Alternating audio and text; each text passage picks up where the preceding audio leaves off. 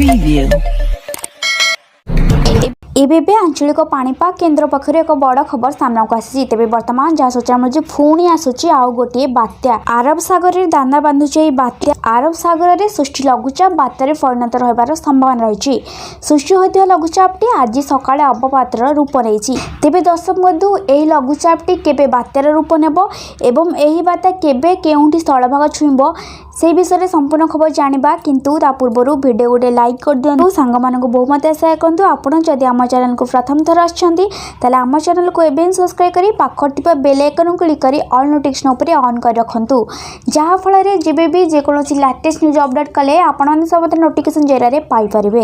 तेज आसन जाना रिपोर्ट में कौन रही आरब सागर में सृष्टि लघुचाप बात्यार परिणत संभावना सृष्टि होता लघुचापटी आज सकाଳେ अवपातर रूप नहीं कालक्रमे यह घनीभूत हो 24 घंटे बात्यार रूप नेब बात्या रूप नहीं उत्तर दिग को गति कर संभावना रही तेबे यह गोवा ठू 920 किलोमीटर एवं महाराष्ट्र ठू 1020 किलोमीटर दूर रही जदि लघुचाप बात्यार रूप निए तेबे यह बात्यार ना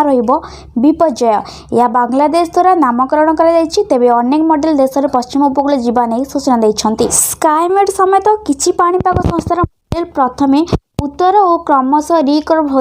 उत्तर उत्तर पूर्व आड़ को गति ओमान और येमेन को जीवार संभावना रही तेबे लैंडफॉल नहीं भारतीय पाणीपाग विभाग किछि कहिनी केउंठी स्थलभाग छुईब एजाएं कौन स्पष्ट होना तेबे बात्या द्वारा मौसुमी मुंबई में पहुंचापी सहज हो तेबे आसंता 8 रु 10 तारिख पर्यंत कर्णाटक रु महाराष्ट्र पर्यंत व्यापी समुद्र अशांत रहीपरी 9 रु 11 पर्यंत गुजरात निकटवर्ती समुद्र अशांत रहीपे पाणीपाग सठिक सूचना आम चैनल को एवं सब्सक्राइब कर दिखाँ सब्सक्राइब कलापर पाखर बेल आइकन क्लिक कर ऑल नोटिफिकेशन उपर ऑन कर दिखाँ जहाँद्वारा जब भी जेकोसी लेटेस्ट न्यूज अपडेट कले आपण मैंने सर्वप्रथम नोटिफिकेशन जरिए पाइपर।